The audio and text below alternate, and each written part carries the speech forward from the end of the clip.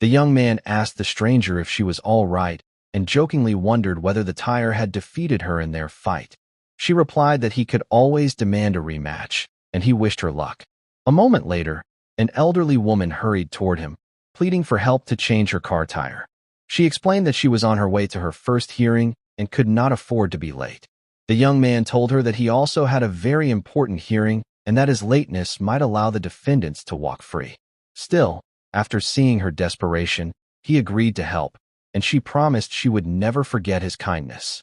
As she left, she instructed him to park the car outside the criminal court and mentioned that she was a judge.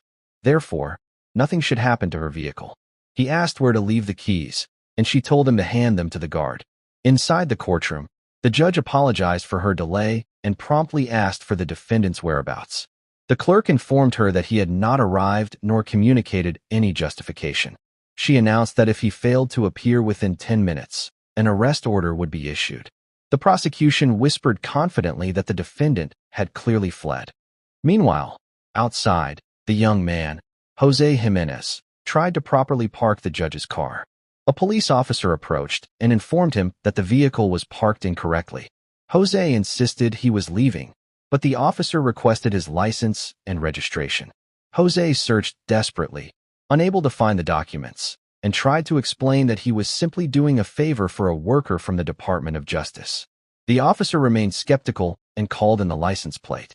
When the system confirmed that the car belonged to Judge Alejandra Fernández, José repeated that he had changed her tire. Despite this, the officer issued him a $60 ticket, which José said he could not afford. Back inside, the judge prepared to declare the defendant absent when José finally entered, apologizing for his delay, explaining that he had experienced an unexpected setback. The prosecution mocked him, accusing him of rehearsing lies. The judge silenced the room, instructed José to clean his hands before handling any documents, and reminded everyone that every detail mattered. When asked about his lawyer, José said he would defend himself. He declared his innocence, stating that he had been working as a technician a week earlier, had repaired the computer in question, and left it in its designated place before it mysteriously disappeared. The judge asked if he had witnesses.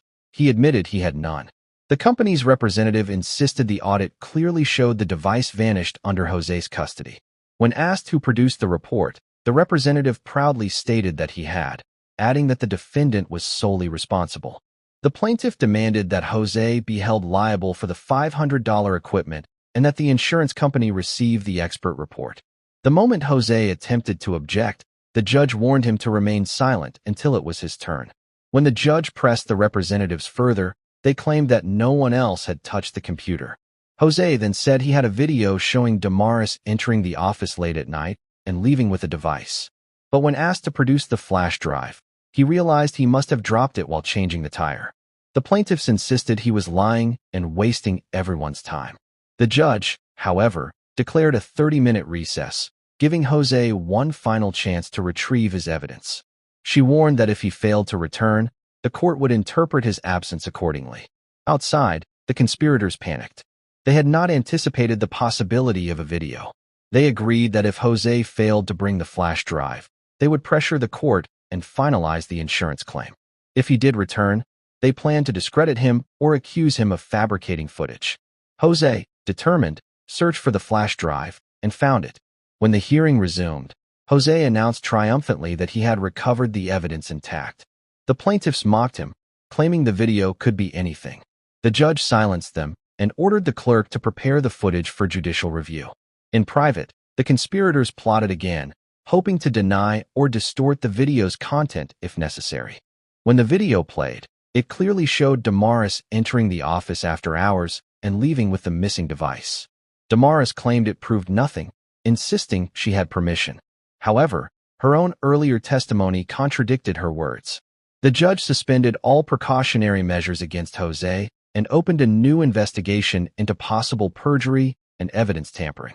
Outside the courtroom, the conspirators debated their next move and decided to manipulate José into joining their scheme. They promised him a share of the insurance payout if he pled guilty and allowed the case to collapse. José pretended to agree but warned them that he, too, had his own methods. When the hearing resumed, The plaintiffs proudly announced that Jose had accepted guilt. The judge asked for confirmation. Jose stated he had indeed accepted, but only as a strategic move to expose the illegal proposal the plaintiffs had made to him. He revealed that he had recorded the entire conversation. As the video played, the courtroom heard the conspirators detailing the fraudulent plan in their own words. The judge declared that the court had witnessed a blatant attempt to corrupt justice.